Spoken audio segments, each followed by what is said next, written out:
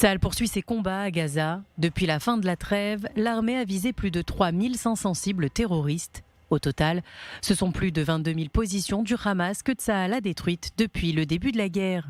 L'armée israélienne se rapproche de plus en plus de l'une de ses cibles prioritaires, Yahya Sinwar, leader du Hamas à Gaza. Les forces de défense israéliennes ont pris le contrôle du quartier de la place de la Palestine, au cœur de la ville de Gaza.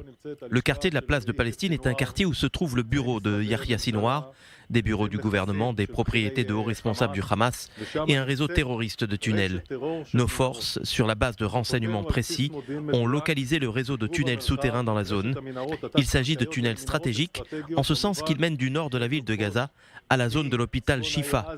Mais c'est là que se trouve le quartier général central.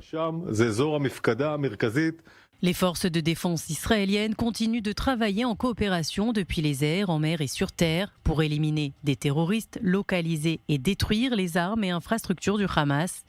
Au cours des derniers jours, des centaines de terroristes se sont rendus et ont été arrêtés par les soldats de Tsahal.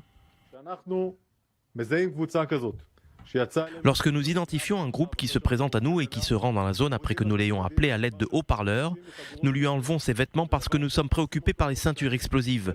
C'est quelque chose que nous faisons depuis des années au combat. Et nous avons également rencontré des cas où des personnes ont explosé sur nos forces. Cela fait partie du processus. Dimanche, Benjamin Netanyahou a lancé un appel aux terroristes. Ne mourrez pas pour Sinwar. Cela prendra du temps, la guerre se poursuit, mais c'est le début de la fin du Hamas. Et je m'adresse aux terroristes du Hamas. C'est fini. Ne mourrez pas pour Sinwar. Rendez-vous, maintenant. Depuis plusieurs jours, les combats s'intensifient dans les zones de Shejaya, Jebalia et Khan Younes. Ce lundi, Tsahal a annoncé la mort de 7 soldats supplémentaires. Depuis le début de l'opération terrestre, 104 soldats ont péri au cours des combats à Gaza.